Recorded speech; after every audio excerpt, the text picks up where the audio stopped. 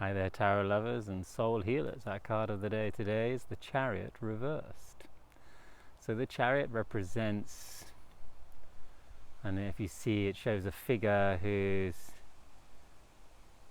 standing there with all sorts of symbolism going on in the card, where he's in this chariot with two sphinxes that are supposed to be drawing his chariot. He's got this canopy of stars above his head and a big fat star on his crown of his forehead, a wreath of success and victory.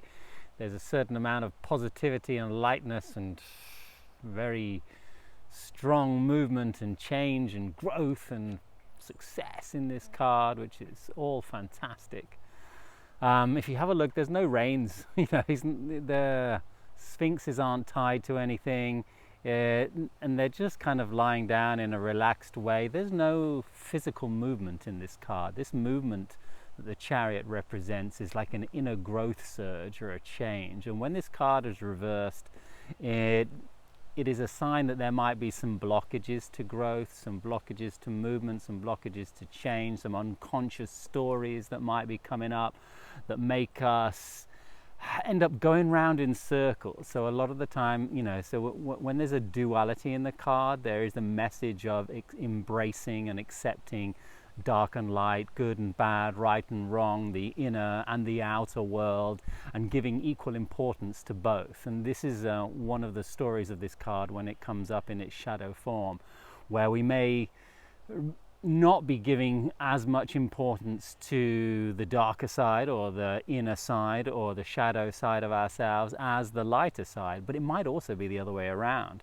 And this is typically the case in people who suffer from depression a lot, and they're giving much more importance on the inner, darker, shadow side of themselves than the lighter, more positive, constructive, and amazing gifts that we all have as well. And that might be what we're rejecting. So when there is a rejection of one side over the other, we end up being drawn only in one way, and so we go round in circles, and we end up bumping into the same experiences, meeting the same lessons time after time again, finding that we're going somewhere without getting anywhere, and we have this feeling of a kind of movement mixed with stagnancy, and this is when the chariot, or this is where the chariot itself is upside down and is a little bit twisted and difficult for us to understand. So there is a message of, hey, give importance to your inner world, give importance to your positivity equally, and your negative stories, your unconscious stories, because being aware of both of them will help you connect to your heart. There's a lot of heart imagery here. There's the stars representing this higher guidance to spirit. He actually wears a little square on his chest, which means that the four elements are very much grounded in his heart, and he's always bringing himself back to his heart, back to the center, back to his intuition. He holds a wand, which shows, that he's guiding himself by his will and by the grace of spirit and by his connection to spirit. And this is what actually is his deepest message. When this card is reversed, it can often mean that we might have a little bit of trauma, a little bit of resistance to movement and to making choice and to empowering ourselves. It might be easier for us to float down the river than to get the paddle out and actually decide where we're going. We may have a resistance to make decisions and to make choices. This could be because we've made the wrong ones in the past. It could be because we've just been programmed that it's easier to be in the back seat and let somebody else drive us and just go through life with our eyes half open, instead of having to keep our eye on the world, take hold of the steering wheel, take hold of the reins of our life, be willing to make the mistakes that we need to make, be willing to make wrong choices.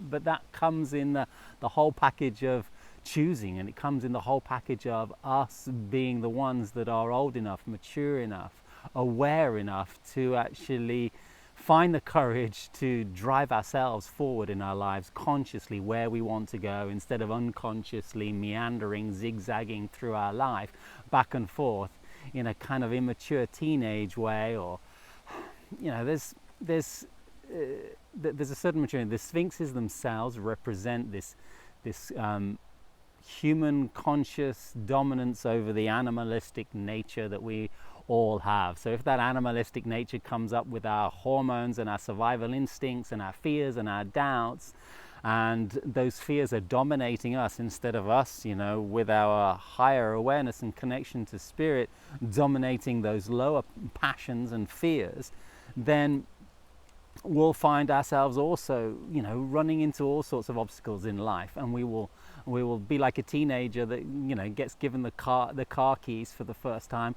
and runs off, at full speed in a reckless manner without the maturity of knowing that, hey, maybe you need to figure out where you're going first. Maybe you need to get a map out. It's not just about getting in the car and driving. It's about being clear about who we are and how we can move in through our lives. It's about having this, continuous and mature inner connection. And if there's any resistance or if there's any fears in making choices in our life, or becoming the instigating power that chooses where we go, then face these fears, allow them to come up, allow them to be seen, and sometimes shining the light on some of our darker nature will be enough to allow the surrender of it and letting it go, and so that it doesn't rule our lives and we do.